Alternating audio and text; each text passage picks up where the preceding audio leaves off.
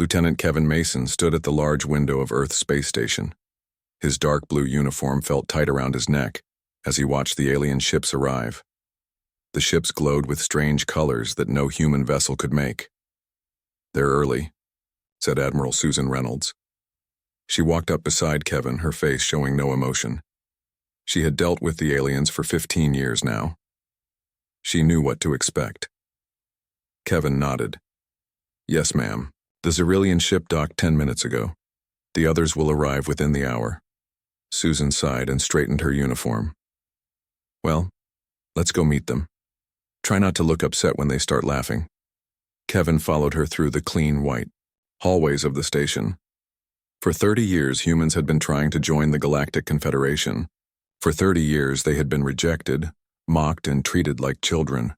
Today was another attempt at gaining respect. Kevin didn't have much hope. They entered the meeting room where 5 Xerillians already waited. The aliens stood nearly 7 feet tall with skin that changed colors like mood rings. Right now they were all showing shades of purple, their color of amusement or happiness. Their large 3-fingered hands held small devices that translated human speech. Ambassador Vortex, the tallest of the aliens, stepped forward. His skin rippled with deep purple waves. "Admiral Reynolds," he said through the translator. His real voice sounded like clicking and chirping. "Your invitation was unexpected." Susan nodded politely. "Thank you for coming, Ambassador. We believe this demonstration will show that humans are ready to join the Coalition fleet." The aliens looked at each other. Their skin flashed brighter purple. Kevin knew what that meant. They were laughing. "Forgive us," Ambassador Vortex said, not sounding sorry at all. "But your species has only been in space for what? 400 years? Most members of the Confederation had mastered faster-than-light travel for thousands of years before we even contacted primitive worlds like Earth." Kevin felt his face grow hot with anger, but he kept quiet. This was not his first meeting with the Xerillians. It probably wouldn't be his last. "Nevertheless," Susan said calmly, "we would like to show you our newest ship, the USS Defiant." Ambassador Vortex made a gesture with his long arms that the humans had learned meant, "if you insist." "Very well," he said. "We will observe your vessel."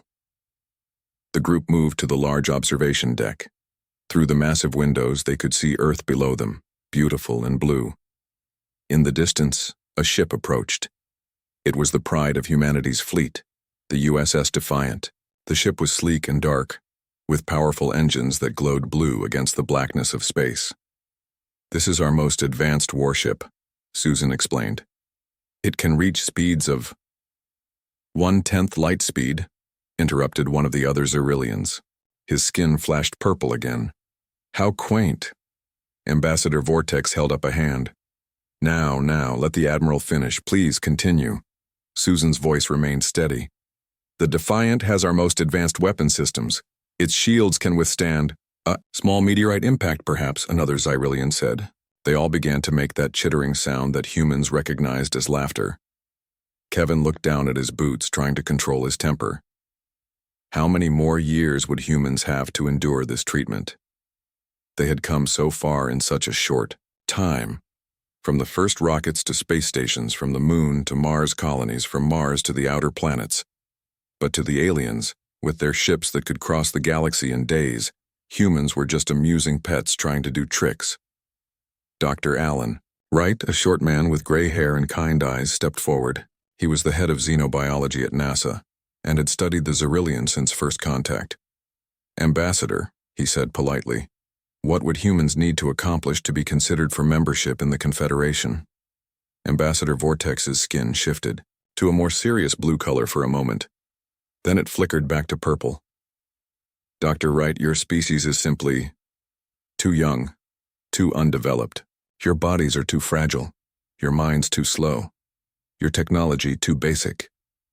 He gestured to one of their small translator devices. "This simple tool contains more computing power than all the computers on your planet combined." The other Xerillians nodded in agreement, their skin pulsing with purple waves. "We mean no offense," Vortex continued, though his tone suggested otherwise. It is simply the way things are. Perhaps in another few hundred years you might develop something truly impressive. Until then, he spread his three-fingered hands. Susan nodded stiffly. Thank you for your time, Ambassador. We'll show you back to your ship. As the aliens turned to leave, Kevin noticed one of them scan the room with a small device.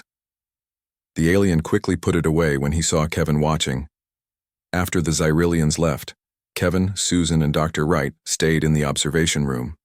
That went about as well as expected, Susan said, finally allowing her frustration to show. Dr. Wright nodded. They still see us as cosmic toddlers. Did you notice they scanned our technology again? Of course, Susan replied. They always do. They want to make sure we're still harmless. Kevin looked out at the Defiant still hovering in space. Why do we keep trying? It's been 30 years. They clearly don't want us in their club. Susan and Dr. Wright exchanged a look that Kevin couldn't quite read. Lieutenant, Susan said quietly, what I'm about to tell you is classified. Level 10 clearance. Kevin stood straighter. Yes, ma'am. The ship out there, the Defiant? It's basically a toy. A decoy. Kevin's eyes widened. A decoy? Dr. Wright smiled slightly. We've been letting them laugh at us, Kevin. Letting them think we're exactly what they expect. Primitive, slow-developing humans struggling with basic space travel. But why? Kevin asked. Susan's face hardened. Because people who are laughing aren't looking closely. They don't see you as a threat. They get careless. She turned and pressed her hand against a hidden panel on the wall. A small screen appeared, showing a location that Kevin didn't recognize. Luna Base, Susan explained. The dark side of the moon, where the real work happens. The screen showed a massive underground facility. Hundreds of scientists worked on technology that looked nothing like the primitive ships the Confederation had seen. Project Eclipse, Dr. Wright said softly. Our response to centuries of being underestimated. Kevin stared at the screen. How long has this been going on? Since first contact, Susan replied. When we realized how the Confederation viewed us, as amusing primitives not worth taking seriously, we decided to use that to our advantage. Dr. Wright nodded. Every scan they take confirms what they want to see. Every technology we show them is carefully designed to meet their low expectations. Meanwhile, Susan continued, we've been studying them, learning from them. Every meeting, every laugh, every dismissive comment gives us more information. Kevin looked from the screen back to the Xyrillian ship that was now departing from the Row station. So what happens now? He asked. Susan's eyes followed the alien ship as it disappeared into the darkness of space. Now? We keep smiling and nodding. For a little while longer. She turned to Kevin with a determined expression. But soon, Lieutenant, very soon they'll stop laughing. 5 years passed since Lieutenant Kevin Mason learned about Project Eclipse. Now a captain, Kevin walked through the underground tunnels of Mars Colony. The red planet had been home to humans for over 60 years, but few knew about the secret facility hidden deep beneath the surface. The guards at the entrance to the forge nodded at Kevin as he pressed his hand against the scanner. The heavy doors slid open with a soft hiss. Inside, the air felt cool and clean, recycled by systems, far more advanced than what humans officially claim to have. Kevin spotted Dr. Olivia Daniels at her workstation. She didn't look up as he approached. Her fingers moved quickly across a glowing surface that responded to her touch like it was alive. This wasn't ordinary technology. Nothing in the forge was ordinary. Captain Mason, Olivia said without looking, away from her work. You're early. The transport from Luna Base was faster than expected, Kevin replied. How's the project coming along? Now Olivia looked up. Her eyes were tired but excited. We're close. Very close. Major Frank Collins joined them. He was a tall man with a serious face who rarely smiled. As military liaison to the forge, he reported directly to Admiral Reynolds. Show him, Frank said to Olivia. Olivia nodded and pressed several spots on her control panel. A large cylinder in the center of the room began to glow blue. Inside, something moved. Something very small. Nanites, Olivia explained. Microscopic machines that can change almost anything. Kevin stepped closer to the cylinder. What can they do? What can't they do? Olivia smiled. They can heal any injury, cure any disease. They can build or repair almost anything. They can even change the air and soil of a planet to make it livable for humans. Terraforming, Kevin said with awe. In days instead of centuries. Frank nodded. The myriad aliens told us our technology was too simple. They said our bodies were too weak. Now we can fix both problems. Olivia went back to her control panel. The latest test showed 99.7% success rate for symbiosis. Symbiosis? Kevin asked. The nanites working together with human biology, Olivia explained. They become part of us. They make us better. Kevin thought about the Xyrillian ambassador and his purple skin that showed his feelings. Can they change how we look? If we want, Olivia nodded. But that's not the point. The aliens think we're weak because we live in these meat suits, as they call them. But they're wrong. Our bodies pushed us to create technology, to survive, to go beyond our limits. Frank looked at the blue cylinder with pride. We call it the Prometheus Protocol. Soon, every human ship, colony, and soldier will have these nanites. Kevin remembered the laughing aliens from 5 years ago. And the Confederation doesn't suspect anything? No. Frank shook his head. They still think we're trying to impress them with ships that can barely reach the outer planets. Meanwhile, he pointed to a large screen on the wall. It showed a different facility near Saturn. A sleek black ship was being built there. It looked nothing like the USS Defiant or any other human ship Kevin had seen before. The USS Vanguard, Frank said. Our first true warship, using technology we borrowed from the Xyrillians. Borrowed. Kevin raised an eyebrow. Their ships came to Earth to laugh at us, Olivia said with a small smile. They never thought we would study them, learn from them. Their systems aren't even encrypted because they think we're too primitive to understand them. Kevin moved closer to see the Vanguard. It's beautiful. And deadly, Frank added. It has weapons the Confederation can't imagine, and a drive system that can take us to their homeworlds in hours, not years. Kevin turned back to the glowing blue cylinder. When will it all be ready? 1 more month, Olivia said. We're coordinating. With all the other facilities across the solar system, everything will be revealed at once. And then? Kevin asked.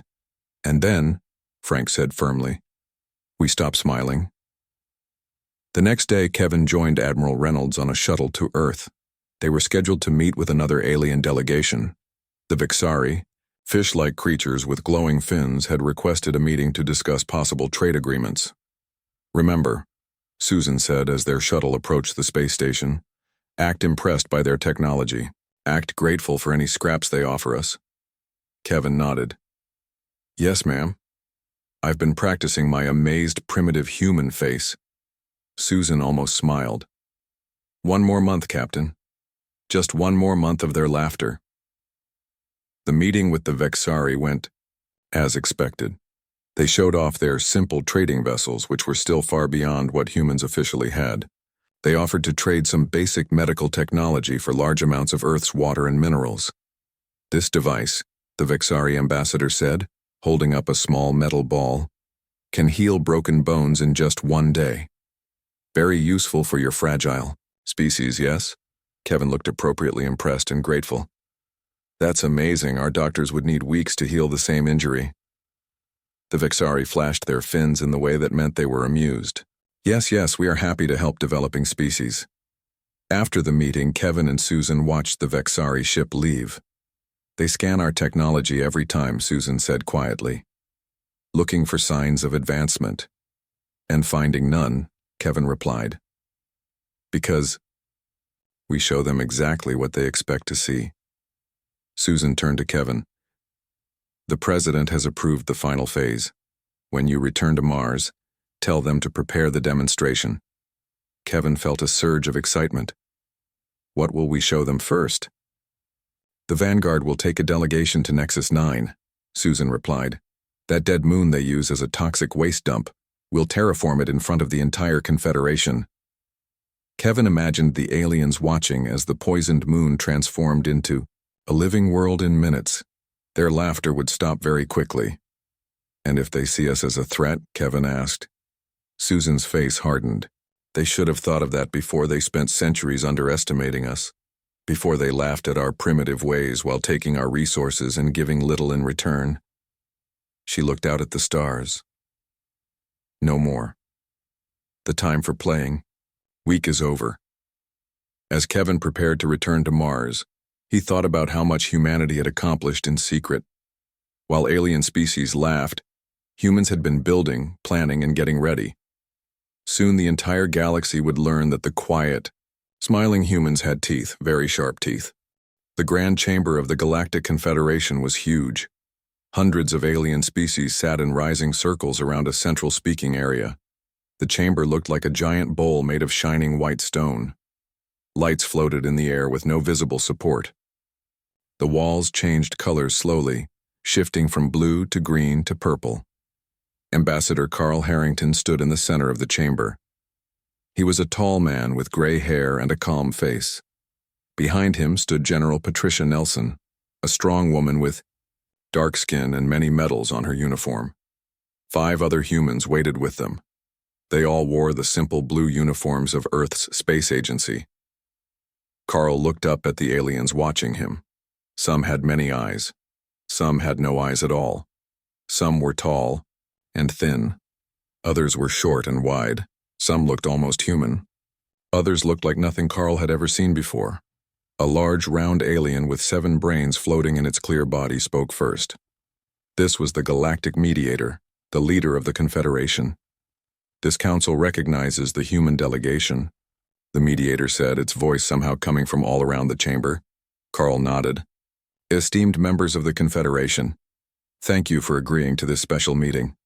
The alien delegates watched him with various expressions. Some looked curious. Many looked bored or amused. They had seen humans come before with requests to join their alliance. They expected more of the same today.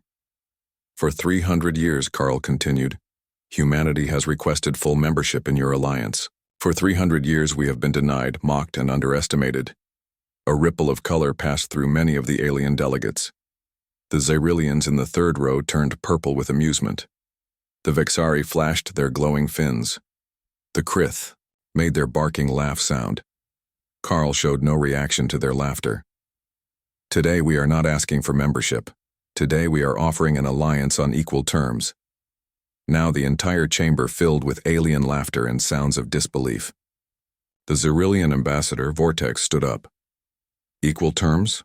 Vortex said, his skin bright purple. Your species still uses chemical rockets for local travel. Your fastest ships take years to reach your outer planets. What could you possibly offer? As equals? Carl looked at General Nelson and nodded. She stepped forward. Perhaps a demonstration is in order, she said calmly. Patricia signaled to a human at the back of their group. The young woman tapped on a small device. The large screen behind the humans came to life. It showed a gray, dead moon orbiting a large gas planet. This is Nexus 9, Patricia explained. According to your own records, it is an uninhabited toxic wasteland. Your Confederation uses it as a dump for dangerous materials. The screen showed a human ship approaching the moon. It was the USS Vanguard, sleek and black against the stars. The aliens watched with little interest. They had seen human ships before. What follows is not an act of aggression, Carl said quickly. Only a demonstration of humanity's capabilities. On the screen, the Vanguard released a small pod that fell to the moon's surface. For several moments, nothing happened. Then a soft blue glow began to spread from where the pod landed. The glow moved quickly across the surface of the moon, covering more and more ground each second. The chamber fell silent. All alien eyes fixed on the screen. Within 5 minutes, the blue glow covered the entire moon. Then, slowly, the glow faded. What it left behind made the aliens gasp. Where there had been only gray, dead rock before, now there was water and plants. Clouds formed in a new atmosphere. Sensors showed the air was clean and breathable. Terraforming technology, Patricia explained to the stunned audience. Complete conversion in under 5 minutes. One of the Xyrillian delegates found his voice. Impossible. Such technology would require centuries of development beyond your current level. And yet, Carl said with a small smile, you just witnessed it happen. The Vexari ambassador stood up.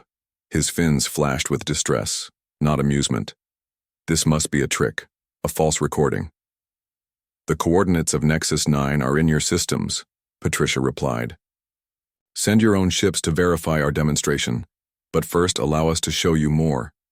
The screen changed to show a different part of space. A small human ship faced a large asteroid. A beam of energy shot from the ship to the asteroid. In seconds, the massive rock disappeared. Matter conversion technology, Patricia explained. Turning solid matter into energy and back again. Very useful for mining or removing space debris. The Krith delegation made nervous barking sounds to each other. The mediator's 7 brains pulsed with activity. How is this possible? The mediator asked. Our last assessment of human technology was just 5 years ago. You were centuries behind us. Carl smiled. We showed you what we wanted you to see. While you laughed at our primitive technology, we studied yours. We learned, we advanced. But your ships, the Xyrillian ambassador, began, were decoys, Patricia finished for him, designed to meet your low expectations. The screen showed more human technology, shields that could stop any weapon, communication devices that worked instantly across any distance, medical technology that could heal any injury or disease. The demonstrations continued. The chamber grew quieter and quieter. No one was laughing now. For 3 centuries, Carl said into the silence, your species have looked down on humanity. You called us slow, weak, primitive. You refused us equal, standing. He looked around the chamber, meeting alien eyes. But we were never weak, we were patient, we were careful. And now, we are ready to take our place in the galaxy. The mediator's voice came again. What are your terms, humans? Equal representation on the Galactic Senate, Carl replied. Fair trade agreements, shared defense responsibilities, and most importantly, respect. The mediator's brains glowed brightly as it communicated silently with other high-ranking aliens. After several tense minutes, it spoke again. This council calls an emergency session to discuss the human proposal. All delegates will remain on station until a decision is reached. As the aliens filed out of the chamber, none of them showed signs of amusement. None of them laughed. Carl and Patricia watched them go. When they were alone with their team, Patricia spoke softly. Phase 1 complete, she said. They're scared. Carl nodded. As they should be. But fear isn't our goal. Respect is. And if they refuse us again, Patricia asked. Carl's face hardened. They won't. They know now what we can do, what we've been hiding. They'll agree to our terms. And if they don't? One of the younger humans asked. Carl didn't answer right away. He looked at the screen, still showing the transformed moon of Nexus 9. A world changed from poison to paradise in minutes. If they don't, he said at last, we still have many more demonstrations prepared. The emergency session of the Galactic Confederation had been going on for 3 days. In a private meeting room away from the main chamber, the highest leaders of the alien civilizations gathered in secret. The room was designed to block all signals. No one could listen to what was said inside. Archon Zeleth of the Myriad slammed his long, thin arm against the ancient table. He was tall, with blue skin and 4 arms. His kind had ruled large parts of the galaxy for 50,000 years. How did they advance so quickly? He demanded. 30 years ago, the humans were barely able to reach their own moon. High Commander Jix of the Hegemony pulled up records on a floating screen. Jix looked almost like a large insect with a hard shell and many small eyes. They always had the ability, Jix said, moving through the records. Look at their history. They split the atom less than 100 years after discovering electricity. They developed computers, then artificial intelligence, then genetic engineering, all within a few centuries. Elder Vox of the collective nodded her 3 heads. She was short with gray skin and no hair. We just assumed they would develop like we did, slowly, carefully, sharing their knowledge openly. Ambassador Vortex, the Xyrillian who had laughed at humans so many times, was no longer purple with amusement. His skin was pale blue with fear. But they didn't develop like us, Vortex said quietly. They competed against each other. Nations, companies, even individual humans all racing to be first, to be best. And they were hiding from us, added Archon Zeleth, showing us old technology while keeping their real advances secret. The galactic mediator floated in the center of the room, its 7 brains pulsing with activity. We must decide how to respond. To their demands, the mediator said. Demands? Zeleth's voice rose. They should be grateful we don't destroy them now. Their technologies could threaten the entire Confederation. High Commander Jix clicked her mandibles nervously. Have you seen the reports from Nexus 9? The moon they transformed?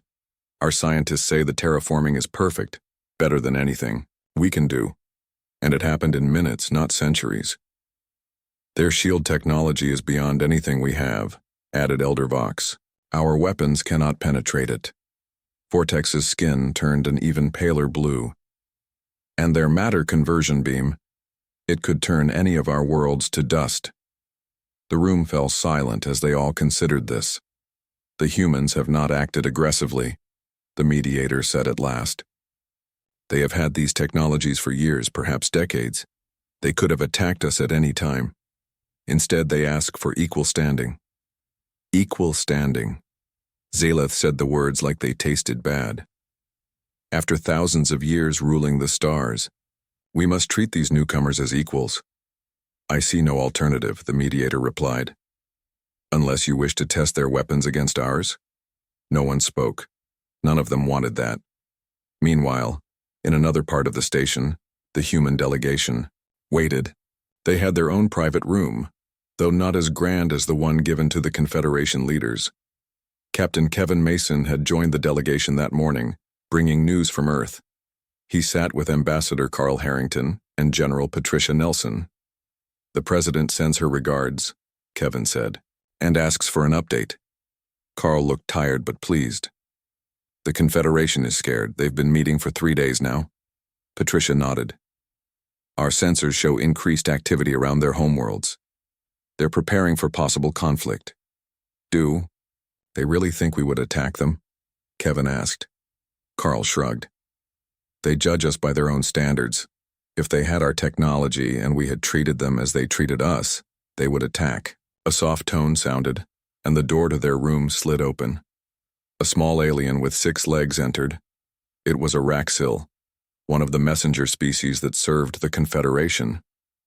The Council will see you now, the Raxil said in a high voice. The humans followed the messenger back to the Grand Chamber.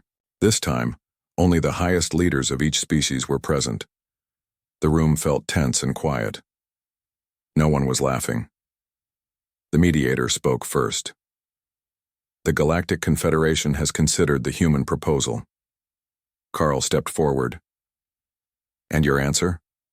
We have questions first, said Archon Zeleth. How long have you possessed these advanced technologies? Different projects reach completion at different times, Patricia answered. The terraforming technology was perfected 5 years ago, the shield technology 10 years ago. And you kept these advances hidden? Asked Elder Vox. Why? Carl smiled slightly. Would you have treated us differently if you had known? Or would you have tried to take our technology by force? Or perhaps destroy us before we could become a threat? The aliens didn't answer, but their silence was answer enough. We had to be sure we could protect ourselves, Carl continued. We had to be ready. Ready for what? Demanded Zeleth. For this moment, Carl replied calmly. When we could finally meet as equals. The mediator's brains pulsed with light. The Confederation has voted on your proposal. We agree to human representation in the Galactic Senate. We agree to fair trade agreements. We agree to shared defense responsibilities. Carl nodded. And the matter of respect? That must be earned over time, the mediator said. But you have certainly gained our attention. Back on Earth in the Orbital Command Center, Director Henry Morgan received the transmission from the Confederation. He was an older man with white hair and eyes that had seen much in his long career. They agreed, he informed the President of Earth, a tall woman with a serious face who watched him from a large screen. Project Eclipse is complete. And the failsafes? The President asked. All in place, Henry confirmed. Every piece of technology we've shown them has built-in protections. If they try to copy it, steal it, or use it against us, we can shut it down instantly. The President nodded. And what about our other technologies, the ones we haven't revealed yet? Still secure, Henry said. They don't know about the dimensional transport system or the consciousness transfer technology. We've only shown them about half of what we've actually developed. The President looked satisfied. Good. We need to keep some advantages in reserve, just in case. Do you think it will come to that? Henry asked. Conflict with the Confederation? I hope not, the President replied. But they spent centuries looking down on us, taking our resources, giving little in return. Old habits die hard. They may agree to treat us as equals now, but we must be ready if they change their minds. Henry nodded. What are your orders? Initiate Phase 5, the President said. It's time to bring humanity to the stars. As equals. Henry turned to his team. You heard the President. Begin Phase 5. Across Earth and throughout the solar system, humans prepared for a new era. They had hidden in the shadows, playing weak while growing strong. They had smiled while being mocked. Now the humans had stopped smiling, and the galaxy would never be the same. 1 year had passed since the Galactic Confederation agreed to humanity's terms. The galaxy had changed in ways no one could have imagined. Human ships now flew alongside alien vessels, patrolling the stars. Human scientists worked with alien researchers on space stations throughout Confederation territory. Human diplomats sat on the Galactic Senate, their voices heard and respected. No one laughed at humans anymore. On the newly built space station, called Harmony, representatives from all species gathered for the first galactic summit under the new alliance. The station hung in space near the edge of human territory, a shining symbol of cooperation. Its design combined the best of human and alien technology. Chief Diplomatic Officer Nathan Hughes stood by a large window, watching ships arrive from across the galaxy. Nathan was tall with dark hair that was starting to gray at the temples. He had been part of Earth's diplomatic corps for 20 years. Quite a change from 5 years ago, said his assistant Samantha Lee. She was younger with short black hair and bright eyes that missed nothing. Nathan nodded. 5 years ago, they wouldn't even let us attend meetings like this. Now we helped plan it. They underestimated us for centuries, Samantha said. Thought our biological limitations made us inferior. And now? Nathan asked. Samantha pointed to a group of Xerillians talking with human scientists across the room.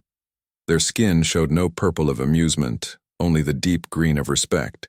Now, they understand what we always knew, Nathan said. Our biological limitations were our greatest strength. We evolved on a dangerous planet. We survived disasters and wars. We developed technology, not despite our fragile bodies, but because of them. In another part of the station, Admiral Rebecca Walsh finalized defense plans with the Confederation Military Council. She was a strong woman with red hair pulled back in a tight bun. 5 alien military leaders sat with her around a table displaying a map of the galaxy. The outer rim will be secure within the month, Rebecca told the council. The new early warning system is already operational. What she didn't say was that the system had been ready for decades, part of Earth's hidden defenses. Some secrets were still kept even among allies. The Vexari High Commander, once one of humanity's loudest critics, now looked at Rebecca with respect. Your defense strategies are impressive, the Vexari said, his fins glowing with approval. We have much to learn from each other. Rebecca nodded politely. That's the goal of this alliance, to share strengths and protect each other from threats. Later that evening, as the first day of the summit ended, Dr. Olivia Daniels stood on the observation deck. The deck offered a stunning view of the stars and the blue-green planet below. Olivia had helped create the nanite technology that had so amazed the Confederation. Now she served as head of scientific exchange between humans and aliens. Archon Zeleth of the Myriad approached her. His tall blue form towered over her human frame. "Dr. Daniels," Zeleth said, bowing slightly. "The summit is going well." "It is," Olivia agreed. "Better than I expected." Zeleth hesitated, then asked the question that had been bothering many alien leaders. "I must ask," he said quietly. "Why did your people hide your advances for so long? Why endure centuries of disrespect?" Olivia smiled. Not the polite smile of diplomats, but the knowing smile of a scientist who had helped change the balance of power in the galaxy.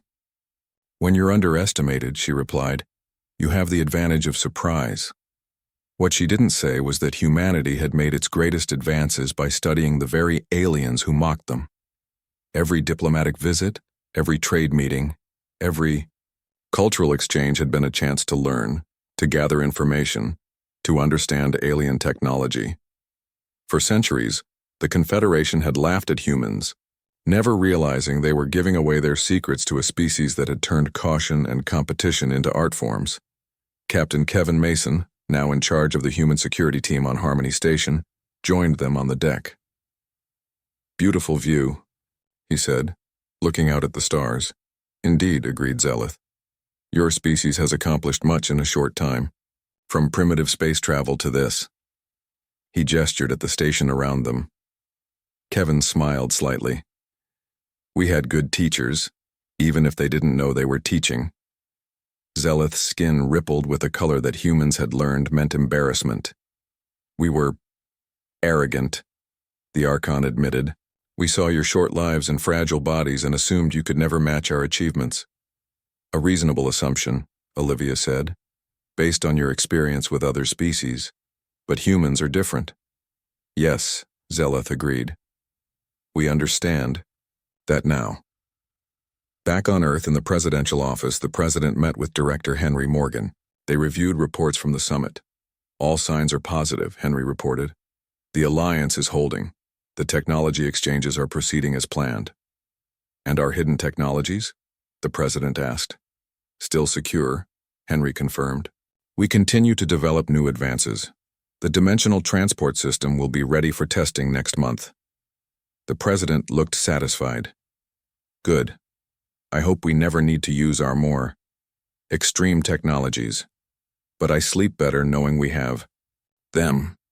"The Confederation seems genuinely committed to equal partnership," Henry said. "For now, at least." "Yes," the president agreed.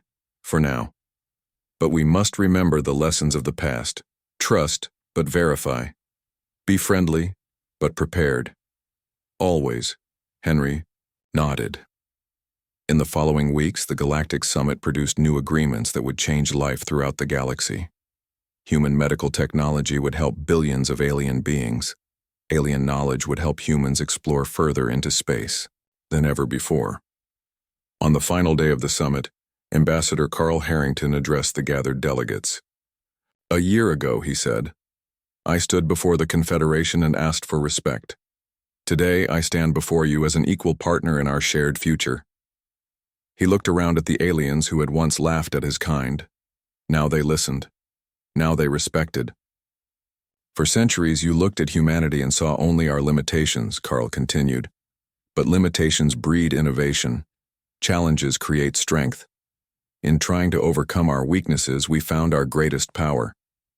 The delegates applauded his words. Even Archon Zeleth joined in. As the summit ended and delegates returned to their worlds, the galaxy entered a new age. Humans spread throughout Confederation space, bringing their unique perspective and innovative thinking to ancient alien civilizations.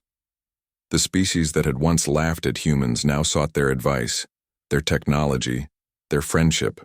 The balance of power had shifted not through war or conquest, but through patience, intelligence, and the careful revelation of strength long hidden. For centuries they had laughed, until humanity stopped smiling and showed their teeth. Now, a new smile formed, not one of submission but of true partnership among the stars.